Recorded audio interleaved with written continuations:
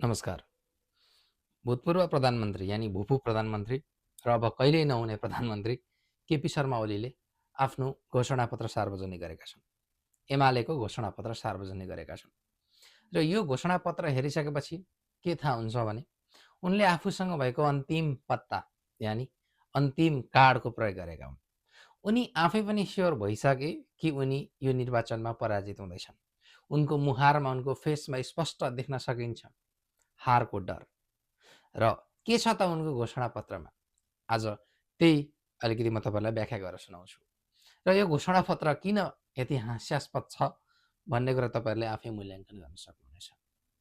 उनले भनेका छन् कि उनको घोषणापत्रमा यदि उनी फेरि चुनाव जितेर सरकारमा गयो भने उनले 5 वर्षभित्र नेपालको जिडिपी 100 खर्बको बनाउनेछन्। योभन्दा हास्यास्पद कुराहरूको के हुनेछ। र यदि उनले यही कार्यकाल यदि लम्बिएर 10 वर्षको भयो भने उनले त्यसलाई 200 खर्बको बनाउँदैछन्। त्यति मात्रै होइन, वार्षिक प्रति व्यक्ति आय नेपालमा मान्छेको $3000 पुर्याउने भनेर भनेका छन्। त्यस्तै गरेर उनले 6 महिनाभित्र त्यो ग्यास घर घरमा पुर्याउने, सिलिन्डर बाँड्ने, यो कुरा त छँदै नै छ, त्यो घोषणापत्रभन्दा बाहिरको कुरा हो। यस्ता हावादारी गफ त उनले कति बोले।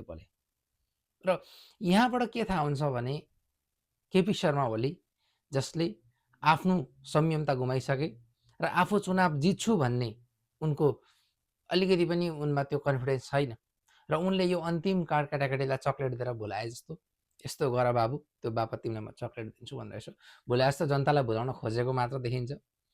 र एउटा देशको भूतपूर्व प्रधानमन्त्री जसले एकचोटि 2/3 सरकार बनाएको थियो, अलमोस्ट बहुमत प्राप्त गर्न सफल भएको थियो, ऊ चाहिँ सारा देशभरि 165 वटै निर्वाचन क्षेत्रमा पुगेर सबै 165 जनाकै हौसला बढाउनु पर्ने, त्यहाँका जनतासँग चाहिँ इन्टरेक्ट गर्नुपर्ने ठाउँमा एउटा झापाको क्षेत्र नम्बर 5 मात्रै सीमित भएर बस्नु परेको छ। त्यही घर दैलो गरेर बस्नु परेको छ, जहाँ ठक्कर खाइरहेका छन्, प्रश्नको उनीमाथि असाध्यै बर्सात भइरहेको छ। र यो एउटा राम्रो सन्देश पनि हो। केही उसले पाठ सिक्लान् कि, तर उनको अनुहार हेर्दा, उनको रियाक्सन हेर्दा पाठ सिक्ने जस्तो त देखिँदैन। रै पनि जनताले उनलाई दरो भक्न चाहिँ भकुरेकै छन्।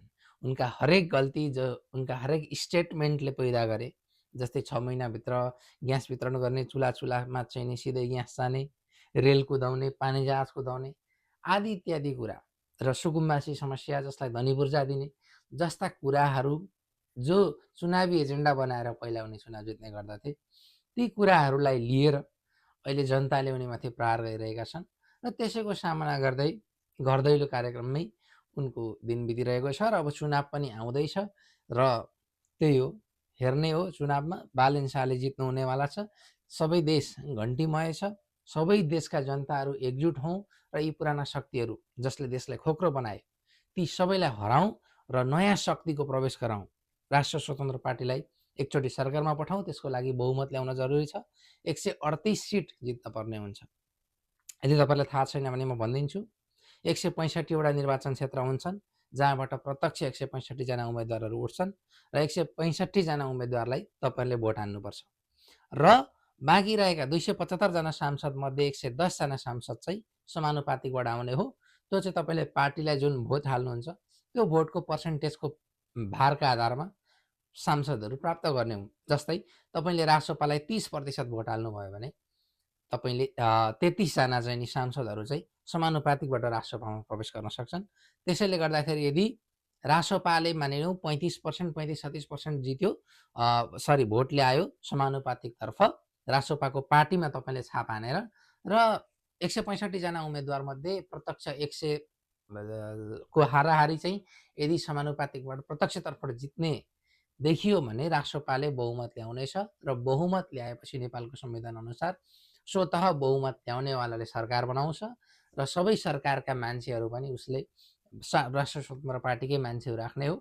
र देशले परिवर्तन खोजेको छ र परिवर्तन सम्भव छ होला राष्ट्रिय स्वतन्त्र पार्टीबाट। एकपटक भरोसा गरेर हेरौँ है त। सबैले आफ्नो घरमा, आफ्नो फ्यामिलीमा, आफ्ना बा आमा, हजुरबा हजुरआमा जो वर्षौँदेखि एमालेलाई फलो गरिरहनु भएको थियो अथवा कुनै एउटा पार्टीप्रति उनको थियो एउटा हुन्छ नि आफ्नो आस्था, त्यो आस्थालाई राखिरहनु होला।